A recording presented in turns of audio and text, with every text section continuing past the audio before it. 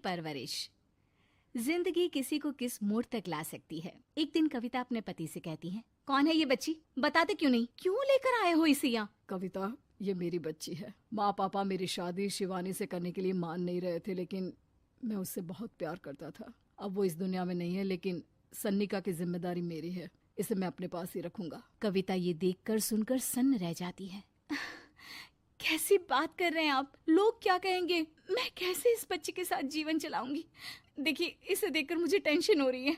आप इसे ले जाइए यहाँ से। मेरी भी तो बेटी है, मैं उसका हक कैसे मार दूं? दिनेश कविता को किसी तरह समझा लेता है। देखो सन्निका, ये आज से तुम्हारी माँ है, इन्हें तुम्हें माँ कहना है। कविता को तो सन्निका को देखना भी गवारा नहीं है, फिर वो उसकी माँ कैसे बन पाती? और शायद दिनेश भी ये हकीकत जानता था। कुछ साल बाद देखिए, अब राधिका बड़ी हो गई है, उसके लिए किसी अच्छे घर का रिश्ता देखिए ना। शादी तो करवानी है ना?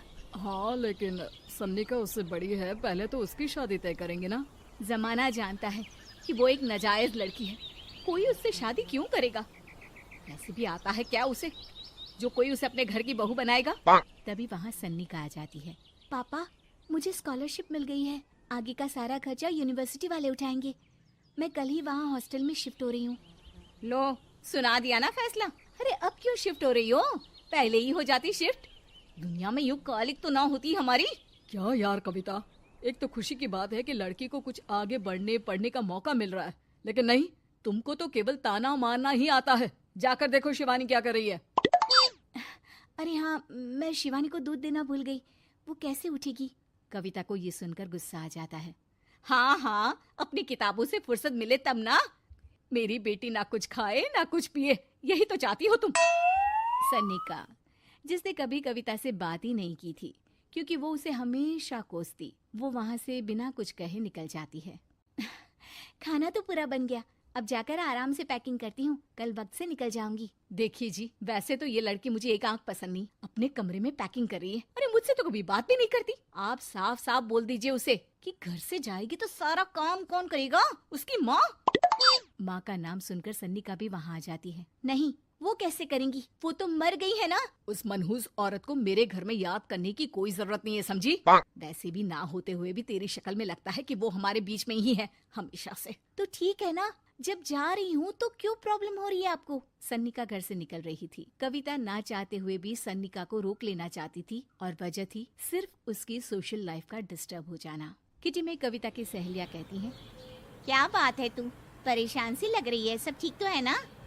क्या हुआ, उस सन्निका ने फिर कोई तमाशा किया क्या? अरे नहीं नहीं, चली गई, वो तो ऑक्सफोर्ड की कोई एनजीओ है, उसकी स्कॉलरशिप मिली है। मेरा भाई बता रहा था कि उसका तो फ्यूचर ब्राइट है। अरे चल ना, तुझे क्या, तेरा तो पीछा छूटा उससे। अरे कैसे क्या नहीं, घर का सारा काम करती थी। इसकी छोटी बेटी को भी तो उसी ने संभाला था, याद है? उसकी छोटी बेटी का जो केस हुआ था, वो भी अपने सर ले लिया था। हाँ, तो बदले में सारा खर्चा भी तो हम लोग ही उठा रहे थे ना। और पता है, वो मुझसे बात भी नहीं करती, जैसे पता नहीं मैं ही उसके माँ के मरने के लिए जिम्मेदार हूँ। अरे खुद को क्यों दोष दे रही है? तूने जो किया शायद कोई नहीं करता। कविता को समझ में नहीं आ रहा था कि उसके साथ ऊपर वाले ने ऐसा क्यों किया। वो शाम को घर आती है। आज तो बहुत खुश होगी तुम, एक बला से छुटकारा मिला ना तुमको। बेचारी की जिंदगी नरक बना कर रखी थी। वो तो कहते हैं ना, ऊपर वाला सब देखता है।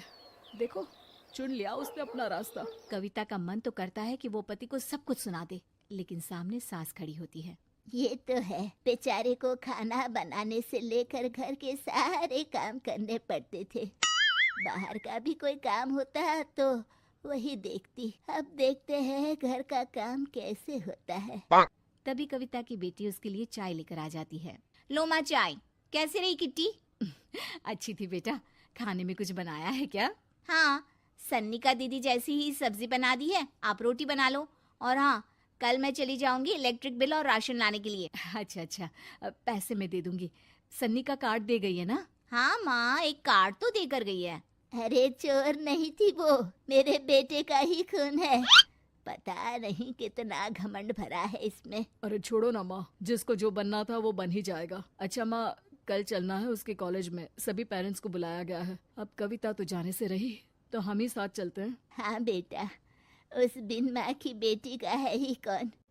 अब क्या था, कविता का गुस्सा फूट पड़ता है। हाँ, आप लोगों के जैसे तो इंसान नहीं देखे मैंने।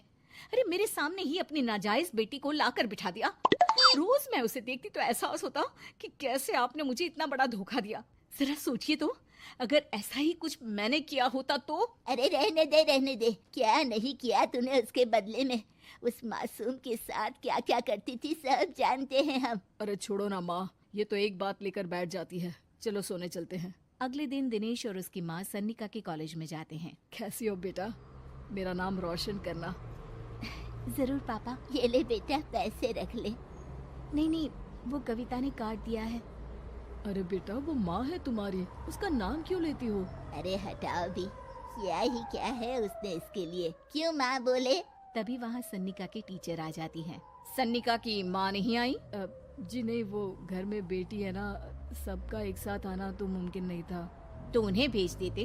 हम सभी उनसे मिलना चाहते हैं। मानना पड़ेगा, बहुत अच्छी तरह से पाला है उन्होंने अपनी बेटी को। क्या घर का काम, क्या बाहर का। कॉन्फिडेंस तो कूट कूट कर भरा है। पैसे रुपये के लिए भी इसे किसी का मुंह नहीं देखना पड़ता। स्कूली शिक्षा भी लाजवाब है। पिता और दादी को एहसास होता है कि जिस कविता के पालन पोषण पर उन्हें हमेशा से शक रहा, वो सन्निका के भविष्य के लिए किसी वरदान जैसा साबित हुआ।